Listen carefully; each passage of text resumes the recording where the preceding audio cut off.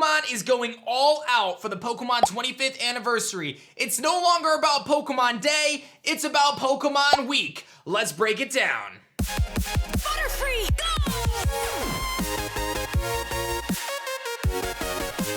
Yo, whoa, what is going on YouTube? It's your boy Dan, aka aDrive, bringing you guys the latest in Pokemon news, rumors, and more. Today we are breaking down the latest in the Pokemon franchise that announces that Post Malone is joining Katy Perry as one of the Pokemon icons, doing some musical performances and actually performing a live virtual concert later this month. That's pretty nuts, man, and there's plenty more news where that came from. So if you guys enjoy this video, be sure to hit that like button down below and subscribe to the channel if you guys are new. I post Pokemon videos every single day and we'll be covering the Pokemon 25th anniversary and beyond on our channel all year long, so don't miss out. Take a second out of your day and subscribe to the channel right now, and let's jump into it. As we started off this video, we talked about Post Malone, the iconic music artist that has been blowing up the charts for a few years now, and he is going to be doing a performance on February 27th at 7 p.m. Eastern Time to highlight the celebration of Pokemon Day. Now, in his announcement video, he turns into this like computer-generated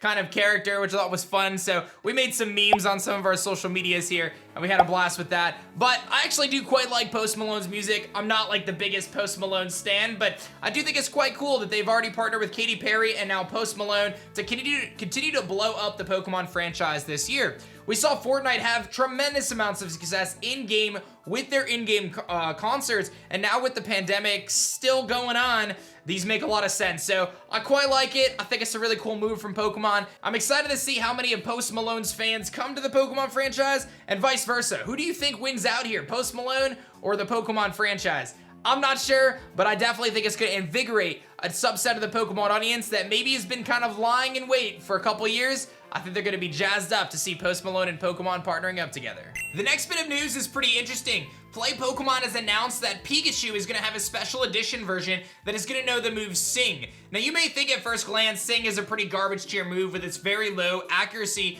but ultimately, Sing can be pretty useful on a Pokemon like Raichu in a competitive setting, allowing it to be a really good redirector with its lightning rod ability, use moves like Fake Out and more to disrupt the opponent's Pokemon, Nuzzle to put them paralyzed, and now Sing to put them asleep. Pair with a Pokemon with the ability Gravity or Sweet Scent. Those moves will increase your accuracy or reduce your opponent's evasiveness, and you can ultimately land those Sings at a higher clip.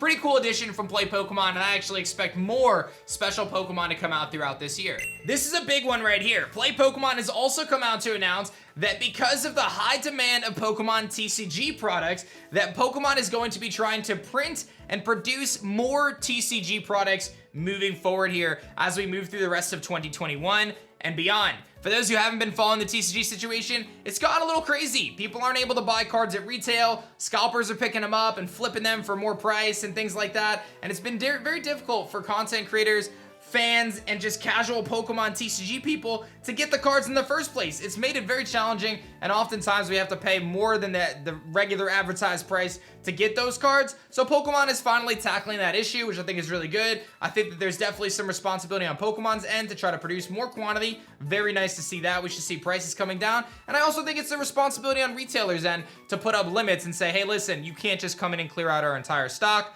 But ultimately, it seems as though they are aware of the problem, they're addressing the problem, and they're moving forward. The next thing that's really cool is we've already known that Funko is going to be coming out with a bunch of different Funko Pops as they've done. We actually see this image here of this limited edition Diamond exclusive Charmander, and I am all over this, dude. I really want this Funko Pop, so keep your eyes peeled for this one because this one could be pretty legendary. The next thing I want to mention is some flavor text from the Pokemon franchise in terms of what they're going to be doing for Pokemon Day. Pokemon Day is, of course, February 27th, but from this post from Centro Pokemon Leaks taken from the Pokemon website, that fans can expect more announcements that week from across the franchise. Now, this is very weird because Pokemon Day itself, I believe, falls on a Saturday. And because it's on a Saturday, they typically don't do big announcements then. So we may actually get spoon-fed information throughout the entire week, and it could be a huge week for the Pokemon franchise. So starting roughly on the 19th, I would definitely keep your eyes and ears glued to social media and our channel right here so you don't miss out. But it is no longer about Pokemon Day,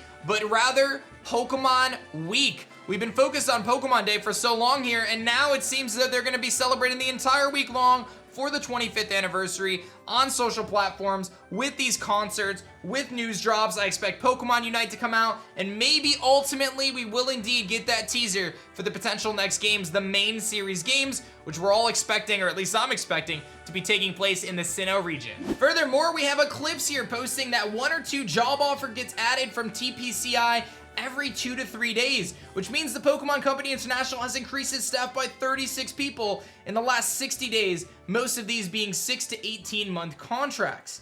This person, Eclipse, is continuing to track this information and says that they started right after the massive job offers from TPCI early in December. The data's not mixed up. They've really added this many people onto their staff. Now, in the context of Pokemon adding more people to their staff, that could mean a multitude of different things. They could be anything from game designers to translators to whatever, everything else in between. There's a lot of pieces to this puzzle, but generally speaking, it seems as though that these are directed more towards the video game side of things, and these temporary contracts, these 6 to 18 month contracts, often have to do with localization teams, often have to do with people working on specific tasks within a game and aren't part of the core design of the game.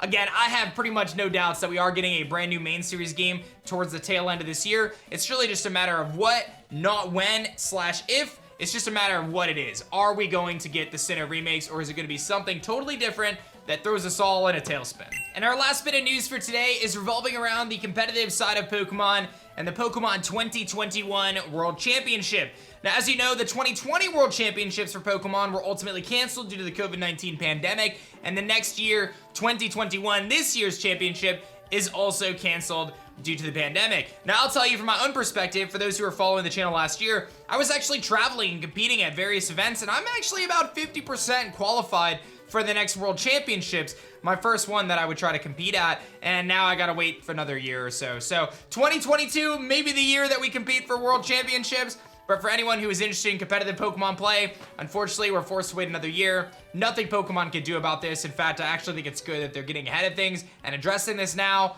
Unfortunately, like I said, competitive Pokemon looking like it's gonna take a back seat, and then we can focus on the next main series game for where the Pokemon battles are gonna throw down.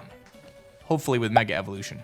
I've been talking for months about how the Pokemon franchise continuously hits a home run with all of their different partnerships across a number of different platforms. From partnering with Katy Perry to now Post Malone, Levi's, Build-A-Bear, Funko Pop, and so many more. We have so much merchandise for the Pokemon franchise, so many products, so many things to be entertained by. This year is the year of Pokemon, and it is going to be absolutely wild, and I'm so excited to take this ride with you guys, the aDrive Army, and beyond. Let me know your thoughts on all this new news, and get yourselves excited for Pokemon Week, not Pokemon Day. We're changing the game. We're doing Pokemon Week. It's gonna be crazy, and I'm super here for it. I'm super stoked about it. If you guys enjoyed this video, hit that like button down below. Subscribe to the channel if you guys are new. You don't want to miss our amazing Pokemon content right here on the channel. I post Pokemon videos every single day. Let me know your thoughts on all this brand new news. Is there anything you're definitely excited to grab? Let me know in the comments section below. And that's gonna be that for me, guys. My name is Dan. I also go by aDrive, and I will catch you guys on the next one. Peace. If you guys enjoyed this video about the Pokemon 25th anniversary, check out this one right here. Otherwise, you should check out this video. Both are awesome. Have yourself a great day. Peace.